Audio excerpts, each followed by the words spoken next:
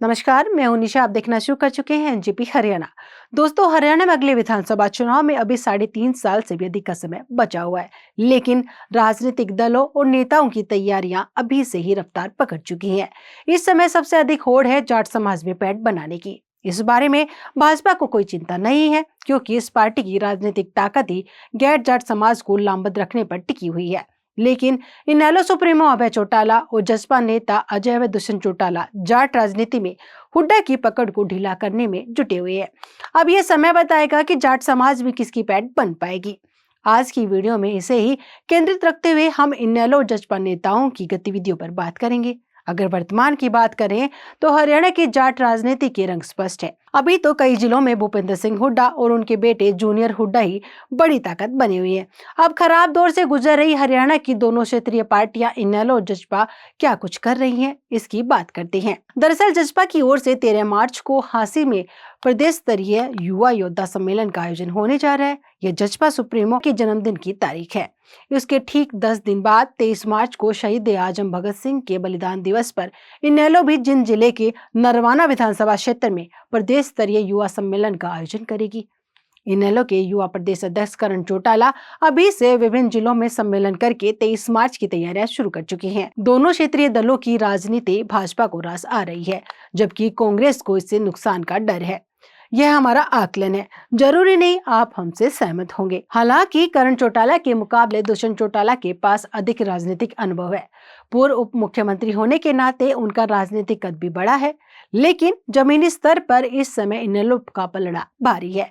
यह बात किसी से छुपी नहीं है कि किसी समय हरियाणा की जाट बेल्ट में चौधरी देवीलाल परिवार और इनेलो पार्टी का सिक्का चलता था। लेकिन 2019 में जब दुष्यंत ने अलग राह चुनकर जसपा की स्थापना की तो इनेलो के अधिकतर कार्यकर्ता जसपा की तरफ हो गए। जब 2024 में जसपा और भाजपा का गठबंधन टूटा तो दुष्यंत के समर्थकों में नाराजगी पैदा हुई और उसी के चलते प्रदेश भर में जिन लोगों ने 2019 में जसपा को वोट दिए थे वे 2024 के चुनाव में दूसरी पार्टी का समर्थन करने लगे। मौजूदा समय में हिसार, हासे और जिंद जैसे जाट बहुल क्षेत्रों की बात करें तो जसपा से जुड़ा जाट समुदाय का वोट बैंक बड़ी संख्या में इनेलो की तरफ वापस आ रहा है। ऐसा इसलिए है क्योंकि यह देवीलाल परिवार का कोर वोट बैंक था। अगर इनेलो और जसपा की तुलना की जाए तो यह कहने में ज्यादा सोचने की आवश्यकता नहीं है कि इनेलो का रिपोर्ट कार्ड जसपा के मुकाबले ज्यादा अच्छा है। पिछले कुछ समय में इनेलो सुप्रीमो अभय चौटाला रोहतक और भिवानी जैसे इलाके में बड़े कार्यक्रमों के माध्यम से शक्ति प्रदर्शन कर चुके हैं और इसी दौरान कई बड़े नेताओं ने भी इनेलो का दामन थामा है। इनमें पूर्व मंत्री प्रोफेसर संपत सिंह सबसे बड़ा नाम है। इसके अलावा पूर्व मंत्री डॉक्टर वासुदेव शर्मा जैसे कई अन्य नाम भी हैं। लेकिन इसके विपरीत यदि हम जननायक जनता पार्टी की बात करें तो उनके साथ ऐसा कुछ भी नहीं है। इसकी मुख्य वजह यह है कि भारतीय जनता पार्टी के खिलाफ चुनाव लड़कर उन्हीं के साथ गठबंधन करना, यह जनभावना विशेष रूप से कोर वोट से जुड़ी जाति के बीच अस्वीकार्य कदम था। भाजपा ने चालाकी के साथ जब गठबंधन तोड़ा तो दुष्यंत ने भाजपा विरोधी की अपनी पुरानी लाइन को पकड़ा, लेकिन अब पुराने आधार को हासिल करने में समय लगेगा। 2019 विधानसभा के चुनाव में जसपा ने जो 10 सीटें हासिल की थी उनमें से ज्यादातर सीट जाट बहुल इलाके में थी। इनमें से 3 सीटें जींद व उस समय के हिसार जिले की थी और एक सीट चरखी दादरी, कैथल, कुरुक्षेत्र और फतेहाबाद जिले की थी। पुराना हिसार और जींद जैसे जिले जसपा के लिए पहले बहुत मजबूत थे और इनमें पार्टी के पास कई विधायक भी थे। जसपा पिछले दिनों जिंद जिले में तो एक रैली कर चुकी है, लेकिन अब के हिसार और हांसी जिले में कोई बड़ी जनसभा या रैली का आयोजन अब तक नहीं किया गया है। शायद दुष्यंत अच्छी तरह से जानते हैं कि इन क्षेत्रों में पार्टी विरोधी लहर से अभी तक जसपा उभर नहीं पाई है।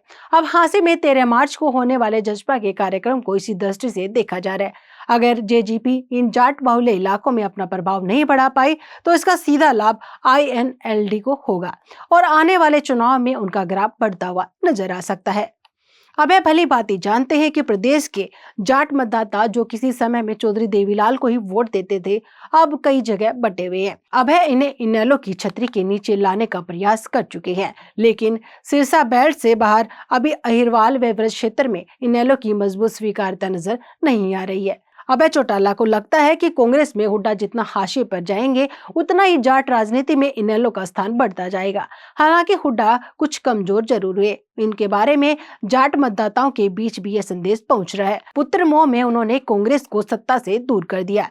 इनेलो के करण अर्जुन और जसपा के दुष्यंत दिग्विजय पिछले कुछ दिनों से प्रदेश भर में घूमकर युवा प्रकोष्ठ के कार्यक्रमों के माध्यम से युवाओं के बीच अपना प्रभाव बढ़ाने की कोशिश कर रही है। लेकिन भूपेंद्र के लाल दीपेंद्र हुड्डा भी लगातार सक्रिय है। उन्हें पता है कि जाट वोटर उनके पास से खिसके तो कांग्रेस में भी उनकी उपयोगिता कम हो जाएगी। देखना है कि मार्च माह में होने वाले इनेलो जजपा के कार्यक्रम से क्या संदेश निकलकर सामने आता है। दोस्तों, आप इस रिपोर्ट से कहां तक सहमत है? अपनी राय कमेंट बॉक्स में जाकर जरूर दीजिएगा। नमस्कार।